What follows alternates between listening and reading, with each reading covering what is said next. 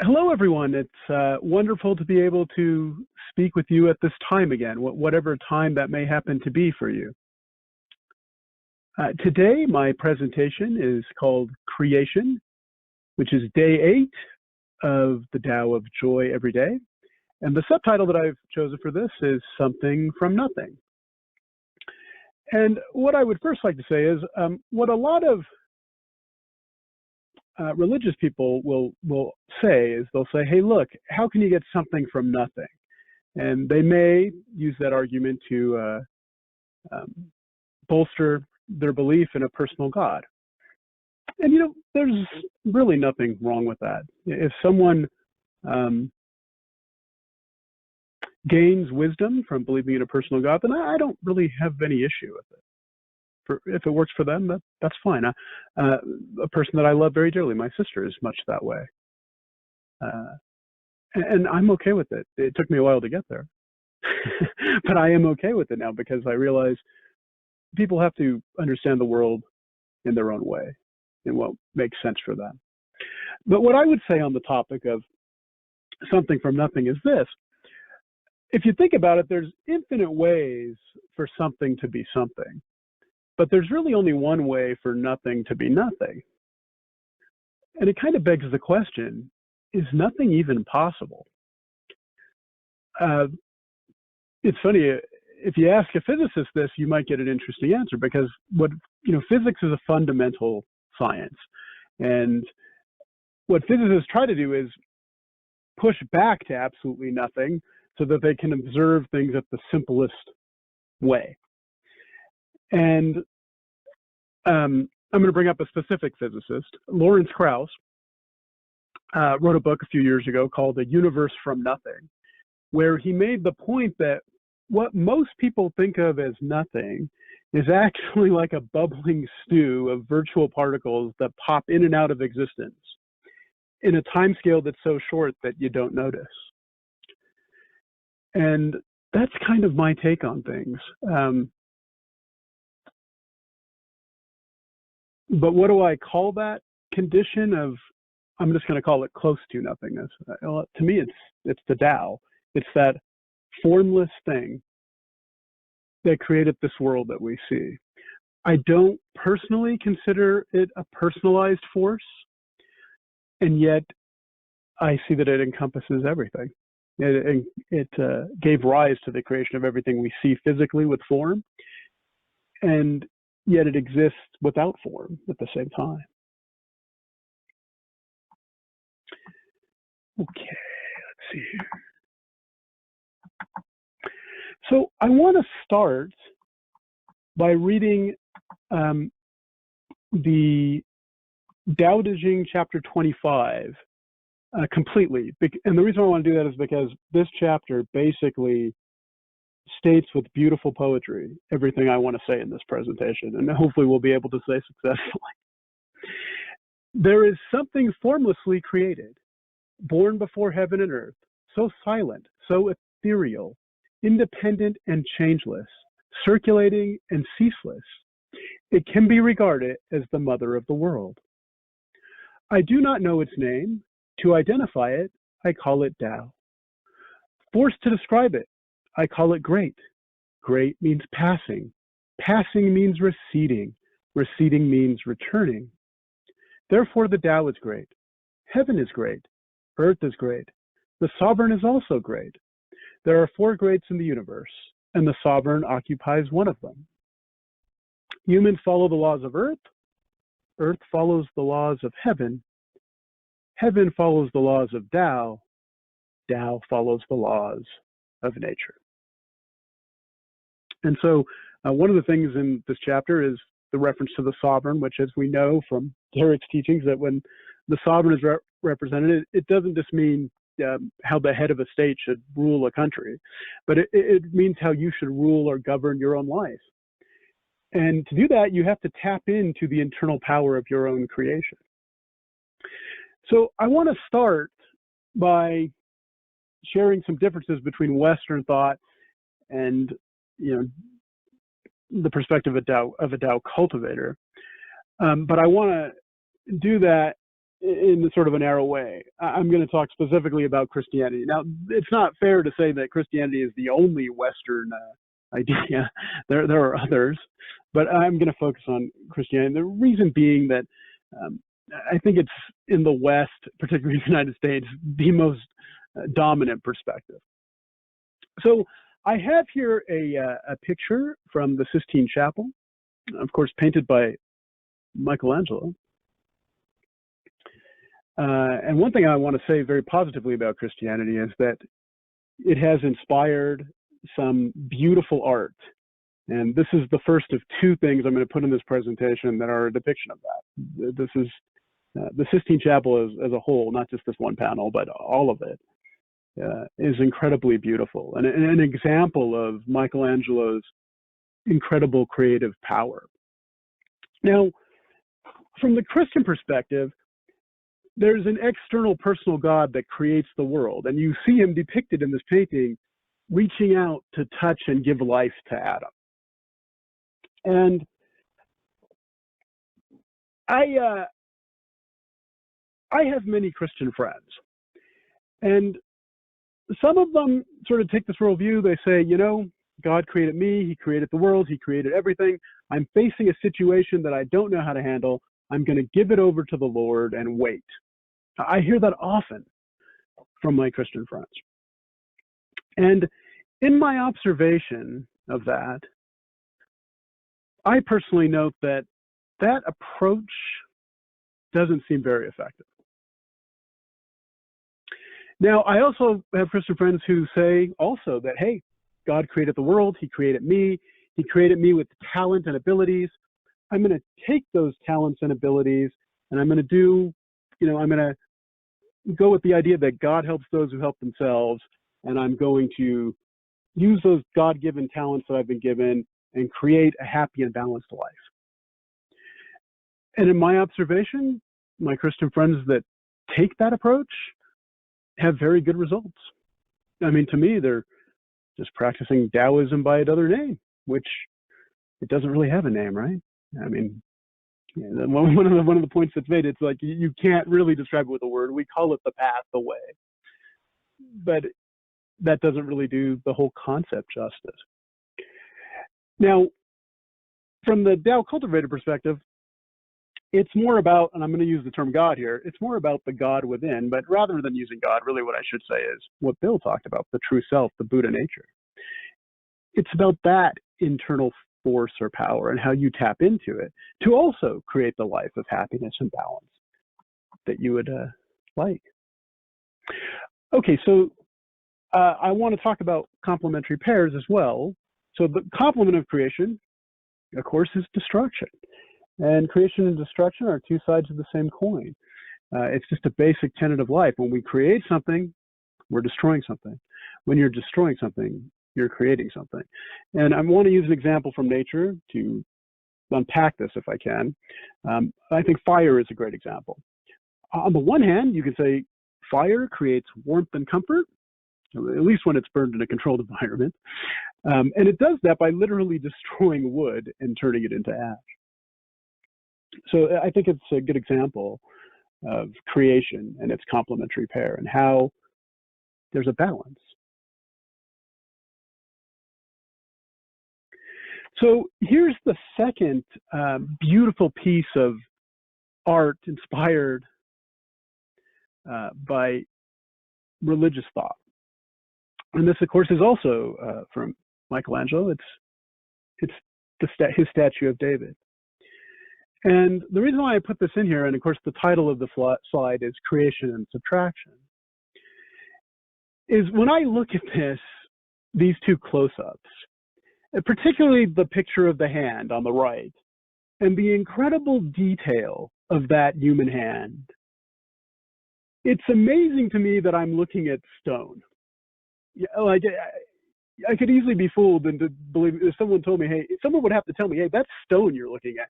And I'd be like, really? That's not a photograph of a real person? You'd have a hard time convincing me.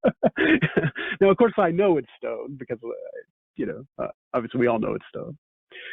But what I find interesting is when people ask Michelangelo, how did you do that? How did you take a block of marble or stone And with your chisel and your hammer and all your other sculpting tools, how did you create this statue?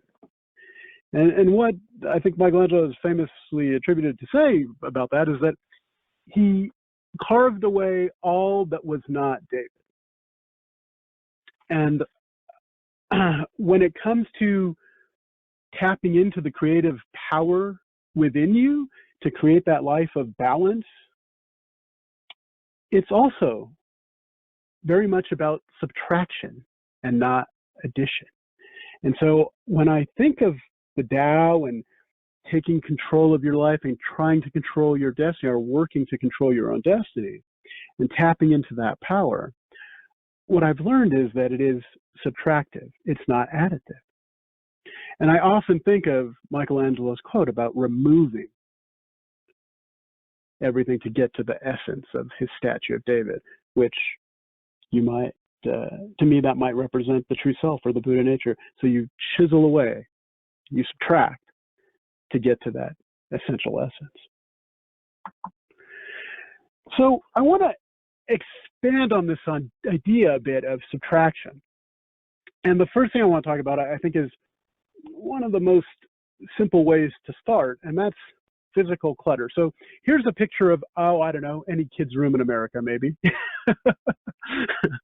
Obviously, this is a room overfilled. I mean, aside from the fact that it's messy, it's also very cluttered. It's just full of stuff. There's just too much stuff in this room. I think even if it was clean and organized, it would still be a little too much stuff in here. And so the function of a room is actually in its emptiness. That's how you get the use of it. That's how you're able to create the space that you want, by starting out with that empty, blank palette. And so that's an example of how the Tao can be subtractive. When you remove clutter, you free yourself to create the environment you want. Now, I would just want to briefly say, here's an example of a garage, a very nice, neat, organized garage. And I've entitled this slide Disguised Clutter. And the reason why I say that is because if you think about it, the function of a garage is to hold two cars. And even though this is very neat and organized, there's a lot more in here than just two cars. And this was me, because I'm by nature have always sort of been an organized, sort of neat freak kind of type of person, for better or worse. And that has advantages and disadvantages. But my clutter was disguised. You know, I had a massive library. I used to collect chess sets. I used to collect trains. And when I started studying the Tao, I realized that even though my clutter was disguised, it was clutter nonetheless. Even though it was organized, it was still clutter.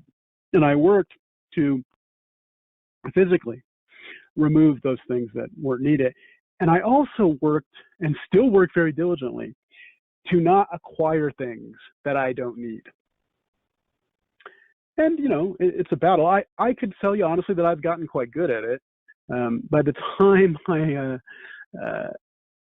moved in with Wendy, when I started out renting a room from her, that's how we'd known each other for years, we were friends, but that's how we ultimately ended up falling in love and being married and having a family.